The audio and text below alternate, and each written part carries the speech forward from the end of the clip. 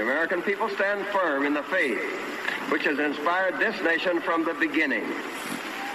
We believe that all men have a right to equal justice under law and equal opportunity to share in the common good. We believe that all men have the right to freedom of thought and expression. We believe that all men are created equal because they are created in the image of God. From this faith, we will not be moved.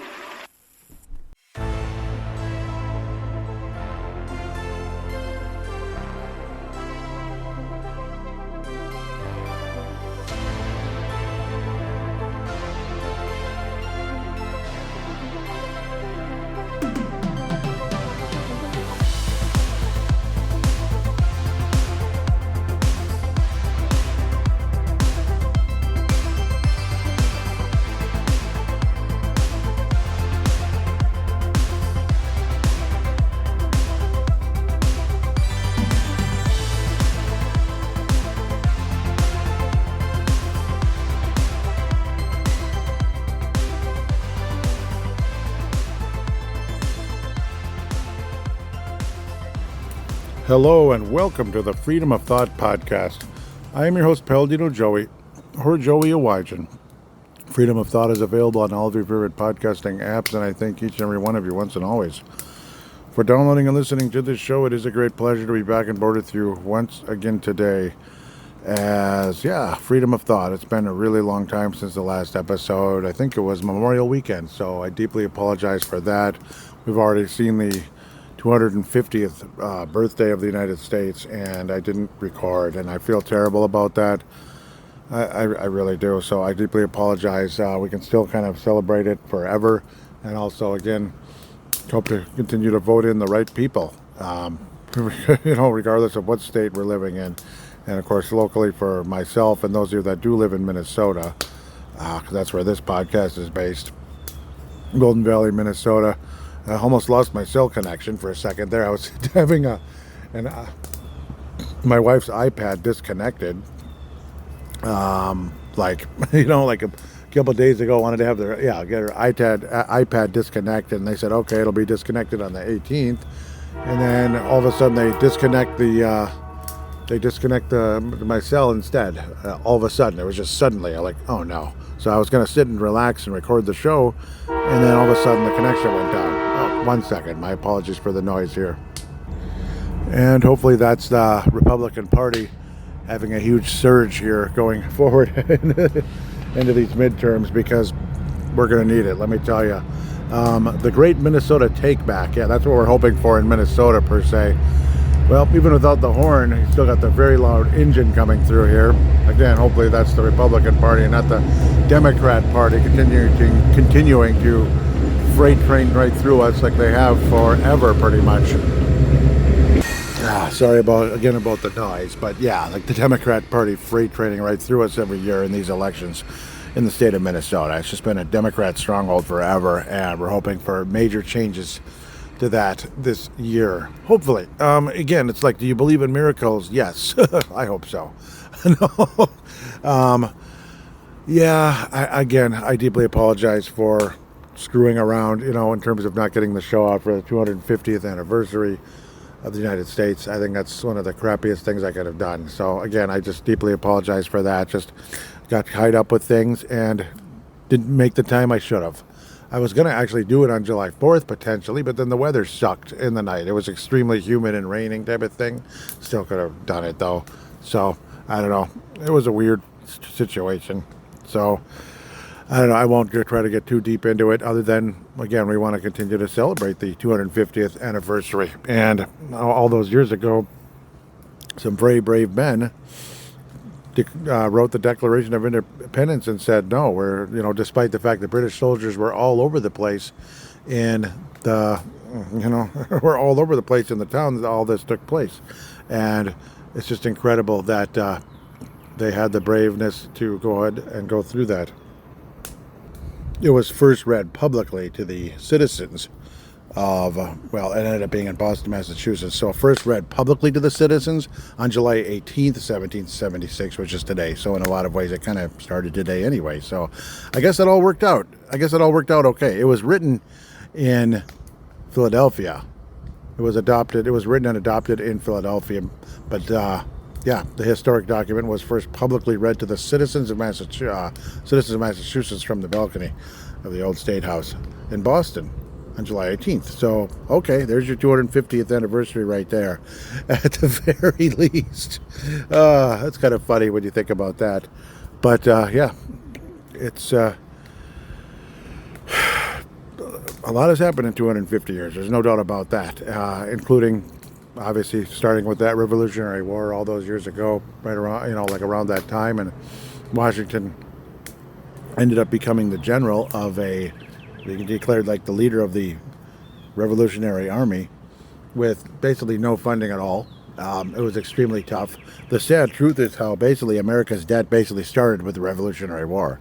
Isn't that sad? You know how we've been in debt like all of our lifetimes? All of us, no matter how old or young, no matter how young or old you are, anybody listening right now, the United States has been in debt since before you were born. So, and again, that's everyone, dating all the way back to the beginning. So, I believe actually we did get out of debt for a short time, but then right back in, and then bada bing, bada boom. We've been in debt most of the existence of the United States, which is sad because we had to fund the Revolutionary Army. Otherwise, they had basically nothing. George Washington basically saw, his army and how it was funded, and he said, "My God, this is my army." Like he couldn't believe it. It was terrifying. So, but it was one of the great underdog stories of all time that the United States was able to be successful in the Revolutionary War and push back the British Empire.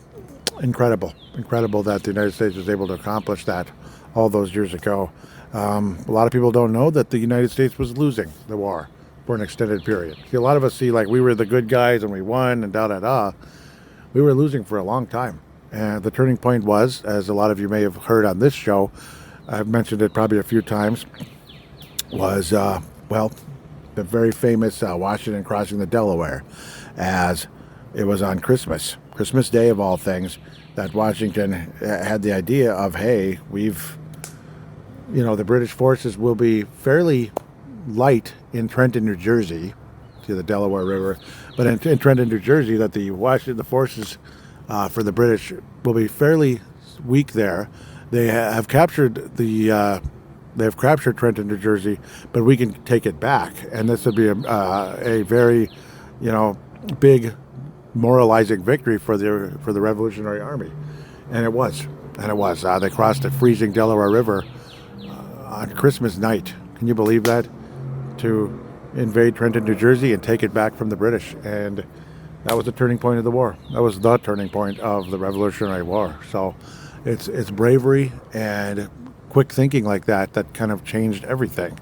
And the talk is how Washington wasn't exactly the strategic genius, but he was the type that came through in the clutch. And isn't that what we all like the most? Like, say, Kirby Puckett might not have been the greatest athlete of all time, but he came through in the clutch and brought us 2 World Series championships. It's kind of like that. In a way, if you want to do a sports comparison, coming through in the clutch. What was Michael so great at? Everything, but he came through in the clutch even better than anything else. So we all know who Michael is, right? I don't mean Michael Jackson. So, yes, 250 years, obviously, unfortunately, several years later,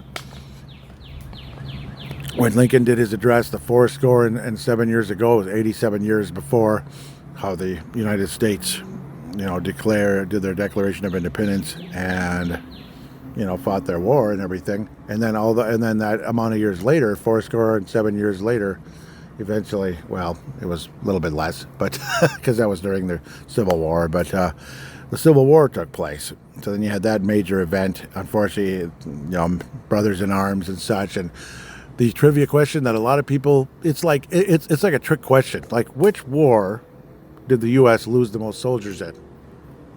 It's like you think World War I, World War II, Revolutionary War, the Civil War, obviously the Iraq, Vietnam, this and that, the multiple Iraq wars, Vietnam. Probably not those, right? Vietnam was quite a few. Well, which war do you think it was? It was the only war where every single death was a United States citizen. Every single one. That would be the Civil War, unfortunately. So, yes, brothers in arms. And then, amazingly, some little facts, minor facts. You know what I love right now? Sorry, just to be interrupting things a little bit. All day, it's been a westerly wind. All of a sudden, I'm getting the smoke breathed in my face here, which means it's an east wind. The timing. Are you kidding me? I'm getting smoke in my face now when it's been a westerly all day. My apologies, though. Yeah, just some interesting little facts that very few people know, and nerds like me look up and think, oh, well, that's interesting. Were there any Revolutionary War veterans still alive during the Civil War? Yes, there were a couple. There were a couple that lived. They got involved at the end of the Revolutionary War at age 16, so like the final year, and then incredibly lived after the Civil War slightly, as they lived over 100 years of age. Isn't that crazy to think about? So yeah, the very last person to be alive was Lemuel Cook, who was born in 1759 and died on May 20th, 1866, so 107 basically, or, well, 106. He lived, he was young during the Revolutionary War, but lived past the Civil War. Incredible. There was a book, and the survivors were photographed in 1864, so these people were Revolutionary War. They said it was about 12, or no, over a dozen. They lived at least the start of the Civil War, the last men of the Revolution. And man, isn't that crazy? They were photographed in 1864. So obviously photographs did exist.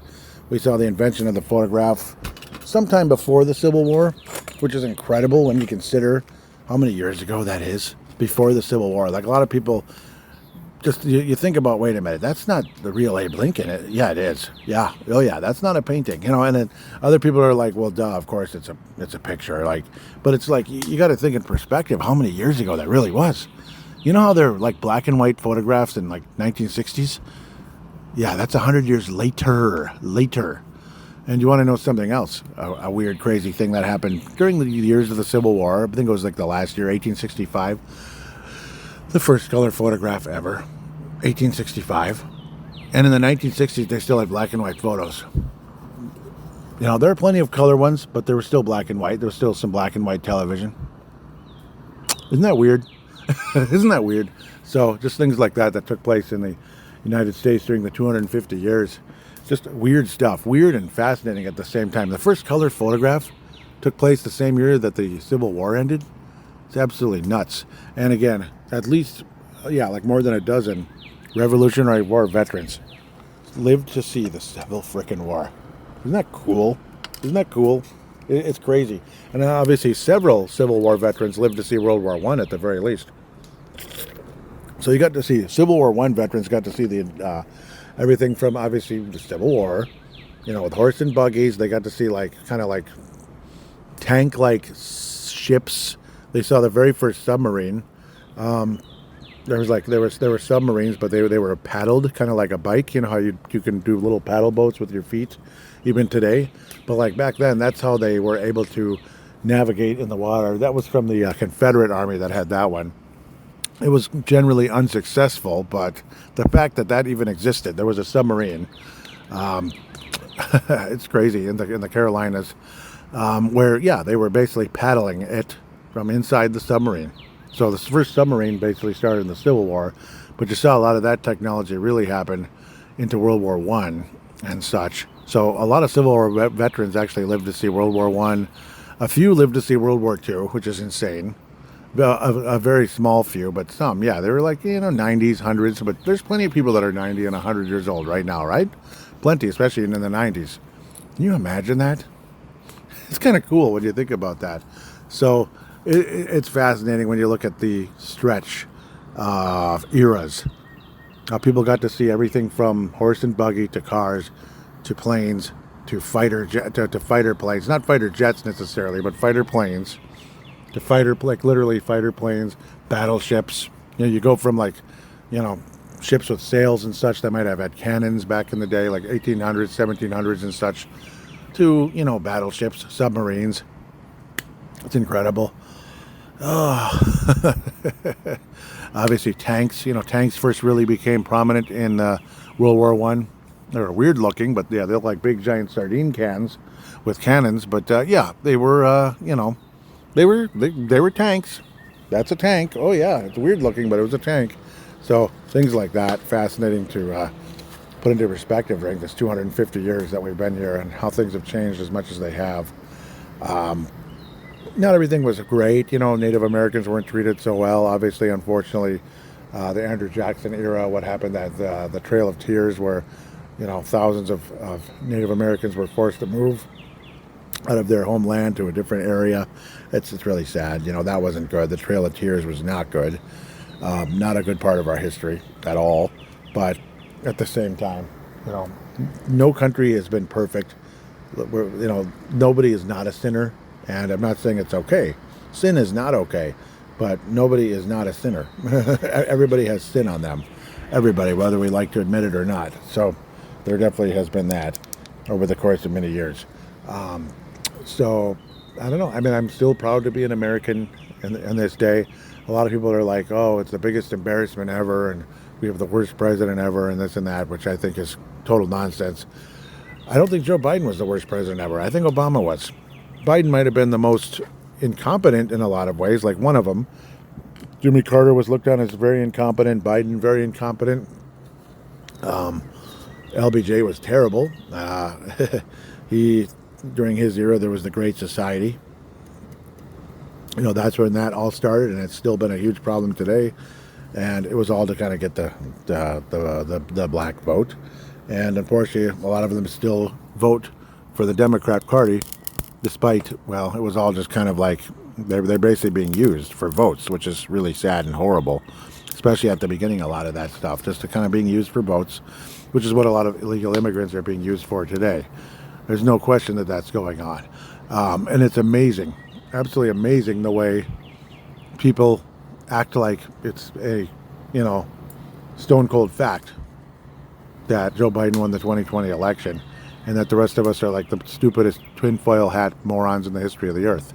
Whereas in reality, it's like, no, lad, I'm afraid it's the other way around. Yeah, it is the other way around.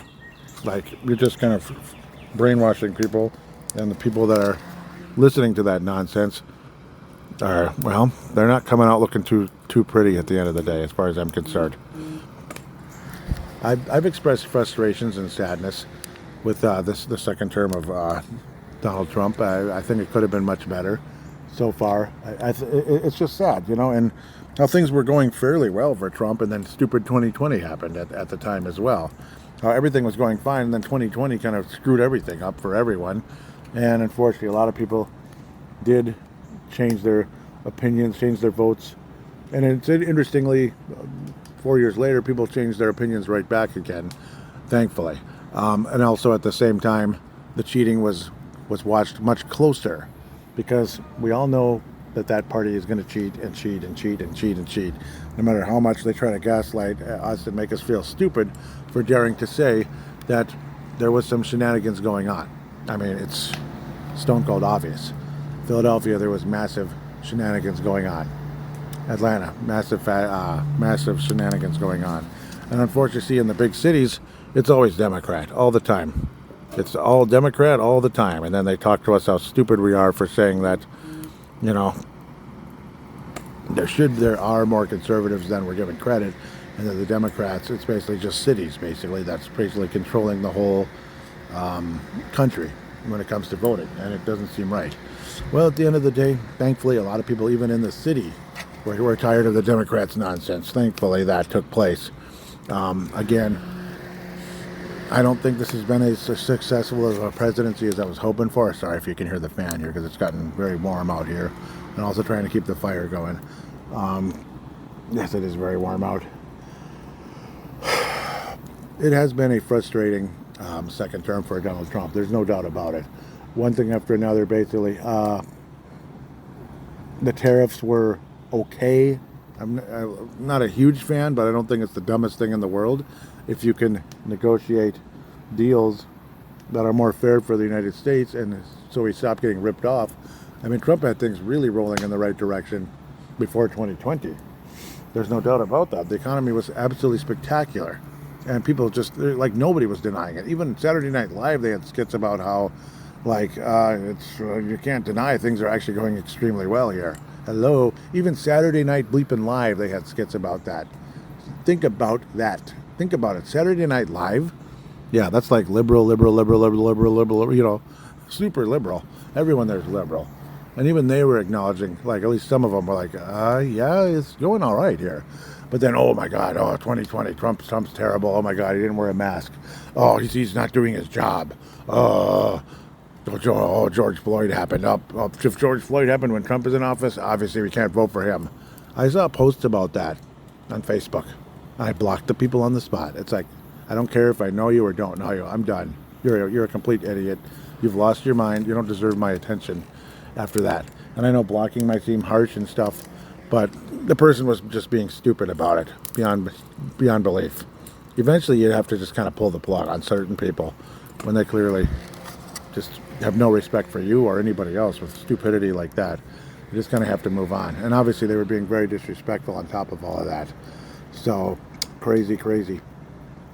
Actually, the longest verified Revolutionary War veteran, by the way, was Daniel Frederick Bakeman.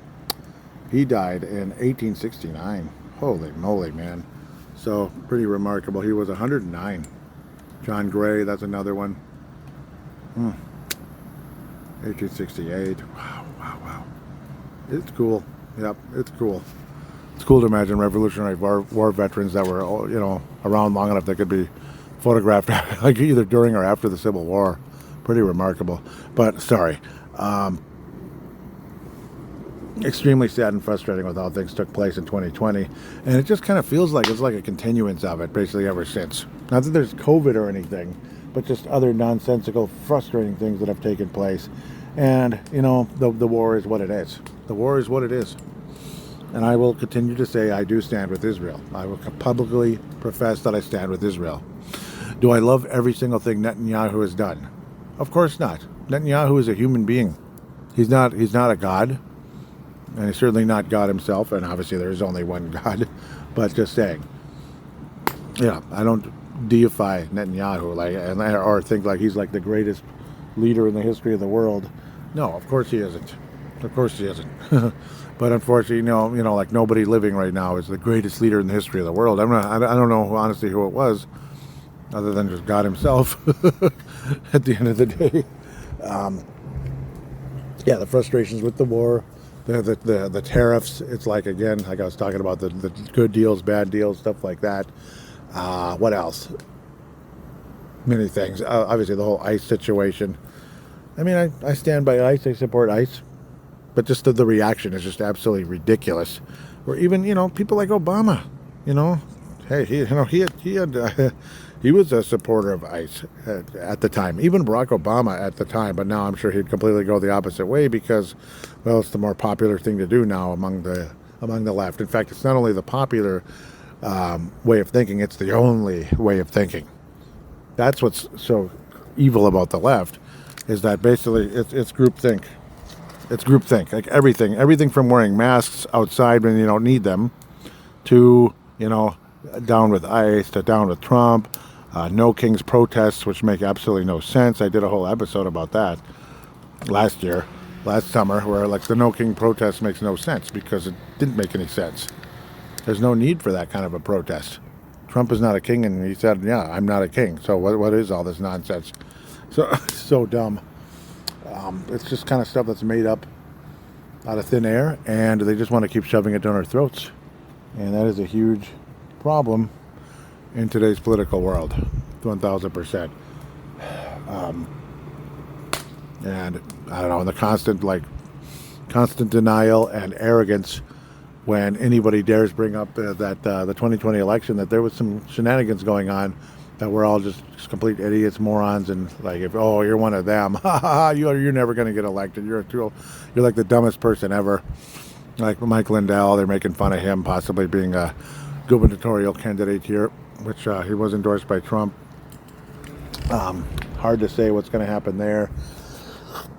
excuse me, we're going to look to close here. Don't want to make this too long, but really happy to be finally back on the air to be freedom of thought here. Got this today, the Great Minnesota Take Back, your official 2026 Republican Party of Minnesota sample ballot. And yes, I'm going to hang on to this for a while. Why the heck not? Vote for your endorsed Republican candidate. So endorsed by the Republican Party. Adam Schwarze, U.S. Senate. Okay, sounds good. Dalia Al-Akidi, U.S. Congress. Looks like, yep, District 5. That would be, of course, versus a person named Ilan Bleepin Omar. Oh, I mean, I could go out. I could do 10 shows about her, and I probably should. Gubernatorial. Yep. Kendall Qualls. Yep, that's who they're endorsing. Obviously, there's a few others out there, but Kendall Qualls, okay. Tad Jude, Secretary of State. Nate George, Auditor, and Ron Schultz, Attorney General. Yeah, so we'd like to knock out Keith Ellison if humanly possible. Wouldn't it be the happiest thing ever if District 5, Dalia Al-Akidi, knocks out Ilhan Omar, and Ron Schultz knocks out Mr. Piece of Crap, Mr. I'm Your Enemy, Keith Ellison. I think that'd be unbelievable if that were to take place. But yes, obviously, again, to get a Republican governor in office again, too, would be so beautiful. Whether it's Mike Lindell, Kendall Qualls, or somebody else. There was the lady as well recently. Would not mind that one either as well, the one from Duluth. So really hoping for Minnesota to head in the right direction, literally right direction, right wing and wrong wing. No, right and left wing, but in the right wing, that would be much better to at least get a few more in there. I remember one single election years ago was won by the Democrats. I don't know if it was 4 years ago. I think it was just 4 years ago. It was like one single Republican won out of every single frickin' seat or whatever the heck it was. And they're like, oh, that figures. They were complaining and getting mad. Like what? We can't have one. It has to be just literally like a Democrat dictatorship here. Like everything has to be your way or the highway. I mean, what the heck is that? Like, have mercy. My goodness. Have frickin' mercy. There has to be somebody, to represent us. Because Ilhan Omar sure as heck doesn't represent me. Tim Walz doesn't represent me. Keith Ellison doesn't represent me. They don't. None of them do. Amy Klobuchar does not represent me. Are you kidding me? You want to vote for Amy Klobuchar? All the crap she says? Do you really think that the fraud is going to be stopped here in Minnesota if Amy Klobuchar is governor? She's going to probably get in office. She'll act like, like I'm just saying if she does. I'm praying she doesn't. But she'll be like, oh yeah, we're going to stop the fraud. And then she gets in office. Fraud? What are you talking about? We did our research and didn't find any. That's probably exactly what she's going to do. Basically, what do you want to bet if that piece of crap gets in office? That Democrat stronghold piece of crap gets in office. Could you imagine? So, anyhow, I just again want to reflect on my appreciation for this country all these years, 250 years. I've been here almost 50 of them. My wife has been on the earth for 50 years, but didn't come to the U.S. until 96. So, yeah, it's 30 years. 96 when Michael and the Bulls were dominating the NBA, and it was fun to watch, fun to keep up with. Too bad, basically nobody there was a conservative. Though I wouldn't doubt Dennis Rodman might have voted for Trump, though, the last election or two, because it seemed like they were getting along. So when Trump actually listened to Dennis Rodman about North Korea, that maybe we can calm this guy down, and, well, they did. So that was kind of cool. You're not hearing about North Korea nearly as much as we did before. So that was nice. But again, that was the first term for Trump at the time. So with that said, I just want to, I've been all over the place, all over the map, but that's kind of how freedom of thought is at times. That's why it's called freedom of thought. I want to hear more from you out there. I know I'm sorry that things have been so quiet. I deeply apologize. Gerald String, I bet you're wondering, where the heck is Joey? What's going on? I'm really sorry, Gerald. I got to do this more often. I know I can. Part of it is it's like my wife's always home when I am, and it's like I want to record, doggone, and she's always there. This show I don't really want to record when she's around, but then again, luckily I can do the mobile thing, and I need to do that more often. I mean, I need to, kick myself in the butt and do it way more often. The mobile thing is better, and that's what I'm doing right now with the fire pit right now. So this is the best scenario of doing freedom of thought. I just hope the sound quality is all right.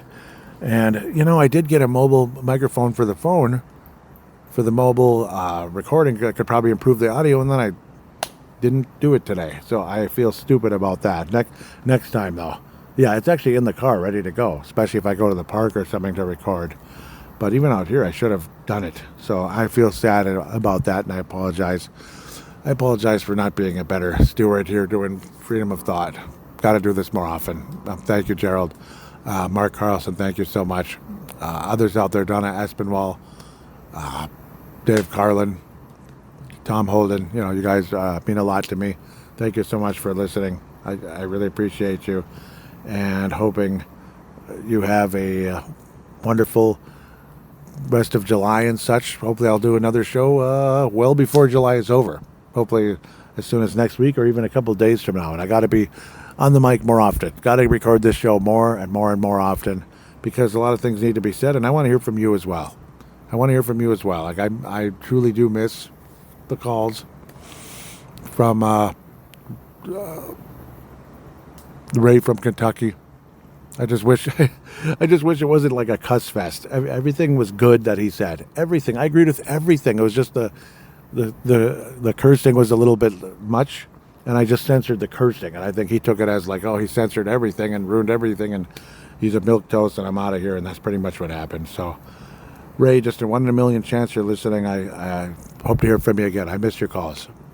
I missed that. But Gerald, Mark, Donna, Tom, Dave, don't be afraid to do it. If it's new for anybody out there, any of you out there that haven't done it, of course, which is most of you, all you do is pick up this, basically do what I'm doing right now, pick up your smart device, look for the the free voice recording app, just open it, press record and talk.